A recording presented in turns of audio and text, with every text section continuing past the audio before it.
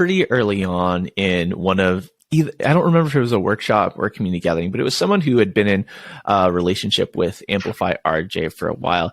And they made a comment at the end as they were checking out, like, yeah, David, you're like our cult leader. And I was like, why would you say that?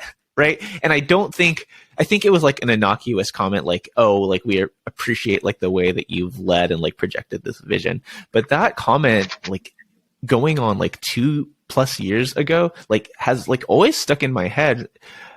You know, as I was listening to the Prestige TV podcast by the Ringer Podcast Network, where Van Lathan and Charles Holmes were giving their immediate reactions to this, Van Lathan was talking about how, you know, the way that he identified, not being someone who hadn't played the games, the way that he identified that like David was a bad guy wasn't by like the words that he was saying at the beginning when he was offering comfort to his community. It was like about the way that they were responding to him, right?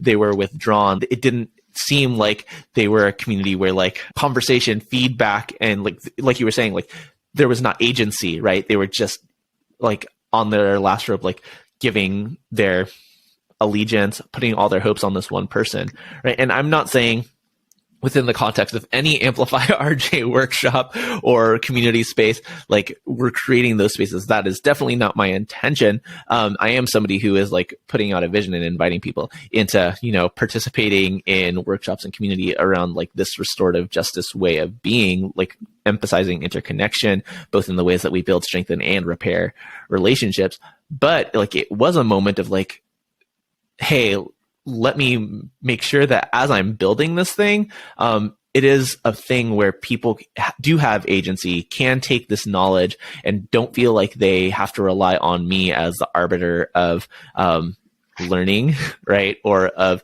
all that is all things restorative justice, right? I'm somebody who is a voice, right? Has some experience, has some knowledge and wisdom that I believe is worth hearing. And, you know, there aren't a lot of other people who are talking about this way of being specifically, you know, and especially like effectively using these digital mediums that we're utilizing right now.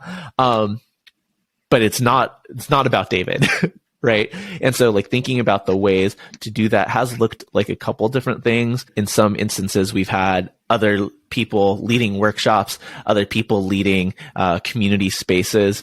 It's looked like multiple of different things, but as you, in whatever context you're thinking about, right, whether it's your workplace, your classroom, your community space, like how do you make yourself replaceable, right? Because the reality is, right now, if something, God forbid, tragic happens in my life, that where I'm unable to do the work of Amplify RJ, right? The company is going to die. The Instagram is going to be like defunct. All the other things that we're doing, including this podcast, like won't continue.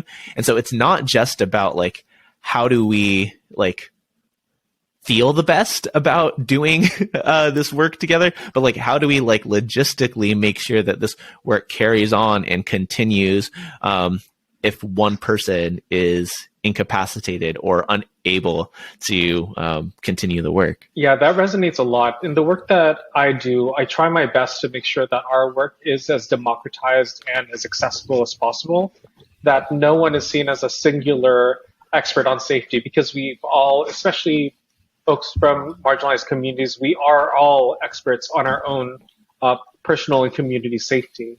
I think being in a white settler colonial state, we're socialized to see individualism as the only way forward.